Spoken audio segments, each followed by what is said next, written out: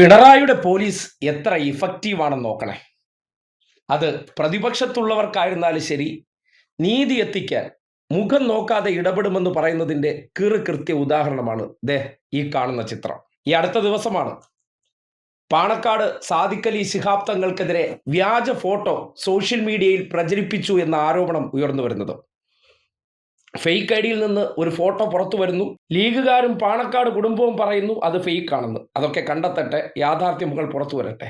പക്ഷേ fake ID പുറത്തു വന്നതിന് ശേഷം ചില സംശയങ്ങൾ ലീഗുകാരെല്ലാം കൂടി സഖാക്കന്മാർക്കെതിരെ സൃഷ്ടിച്ചതിന് ശേഷം അതിനെ സംബന്ധിച്ച് പരാതി കൊടുത്തു. ദിവസങ്ങൾ കൊണ്ട് കിടക്കുന്നു പ്രതി മുഹമ്മദ് റോഷൻ, മുൻ MSF-കാരൻ, മുൻ പച്ചപ്പട സൈബർ പോരാളി. പോരാത്തതിന് പാണക്കാട് തങ്ങളെ വരെ നിൽക്കുന്നിടത്തേക്ക് വിളിച്ചു വരുത്താൻ ശേഷിയുള്ള ഒരു പ്രതി.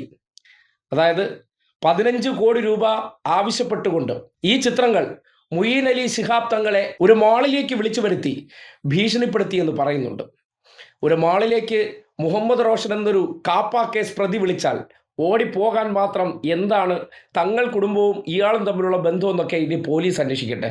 പക്ഷേ സഖാക്കന്മാരെയും അഫ്സൽ പാണക്കാട് എന്ന ഇടത് സൈബർ മേഖലയിൽ പ്രവർത്തിക്കുന്ന വ്യക്തിയെയും ഇരുട്ടിൽ നിർത്തിക്കൊണ്ട് 2 ദിവസം ലീഗ് മൂരിക്കുട്ടികൾ ഉറഞ്ഞു തുള്ളിയ സംഭവമാണ്. ഈ ചിത്രം പ്രചരിപ്പിച്ചതിന് പിന്നിൽ സഖാക്കളാണെന്നാണ്.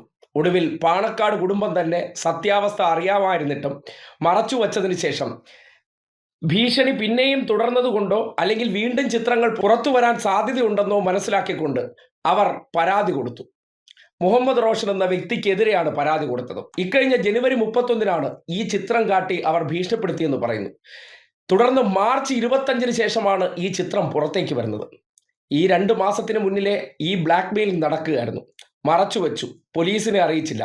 ഒടുവിൽ ചിത്രം പുറത്തു വന്നപ്പോൾ അതിൻ്റെ പേരിൽ കുറച്ച് കോലാഹലങ്ങൾ ഉണ്ടാക്കിയതിന് ശേഷം ചെയ്തത് മുൻ MSF-കാരനും ലീഗുകാരും പാണക്കാട് കുടുംബവുമായി അടുത്ത ബന്ധം പുലർത്തുന്ന സൈബർ പോരാളിയാണ്. അതും പോരാഞ്ഞിട്ട് ഈ പാണക്കാട് കുടുംബത്തിലെ മറ്റൊരു തങ്ങളെക്കുറിച്ചുള്ള വീഡിയോ പുറത്തുവിട്ട വ്യക്തിയാണെന്നും പറയപ്പെടുന്നുണ്ട്. ഇങ്ങനെയുള്ള സംഭവത്തിൽ ഏറ്റവും ഒടുവിൽ പോലീസ് പരാതി വന്നതിന് ശേഷം അതിൽ പിണറായിയുടെ പോലീസ് ഇടപെട്ട രീതിയാണ് നാട്ടുകാർ കാണേണ്ടത്. ശരി തെറ്റുകളൊക്കെ പോലീസ് കണ്ടെത്തിക്കോട്ടെ, പക്ഷേ പരാതി വന്നിട്ടുണ്ടോ? പാണക്കാട് കുടുംബത്തിനെതിരെ ഉയർന്നു വന്ന ആരോപണത്തിൽ അവർ പരാതി കൊടുത്തു. പോലീസിന്റെ കാര്യക്ഷമതയെ സംബന്ധിച്ച് ലീഗുകാർക്ക് കൂടി മനസ്സിലാക്കാൻ പറ്റുന്ന രീതിയിൽ പ്രതിയെ പിടിച്ച് മുന്നിൽ കൊണ്ടുവന്ന് നിർത്തിക്കൊടുത്തിരിക്കുകയാണ്. 10 വർഷത്തിന്റെ മറ്റൊരു മാറ്റമാണ്. അതിൽ പ്രതിപക്ഷത്തിന്റെ ഭാഗത്തു നിന്നുള്ള ആര് പരാതി കൊടുത്താലും, അതിന് പാണക്കാട് കുടുംബമല്ല കുഞ്ഞാലിക്കുട്ടിക്ക് പരാതി ഉണ്ടെങ്കിൽ പോലും ആ വിഷയത്തിലൊന്നും ഒരു ആശങ്കയും വേണ്ട. പ്രതി ആരാണോ, നിയമവിരുദ്ധ പ്രവർത്തനം ചെയ്തിട്ടുണ്ടോ, പിണറായിയുടെ പോലീസ് തൂക്കിയിരിക്കും. അത് പാണക്കാട് കുടുംബത്തിന് കൂടി ബോധ്യപ്പെടുത്തിക്കൊണ്ട് കഴിഞ്ഞ 10 വർഷത്തിനിടയിലെ മാറ്റം എന്താണെന്ന് വീണ്ടും തെളിയിച്ചിരിക്കുകയാണ്.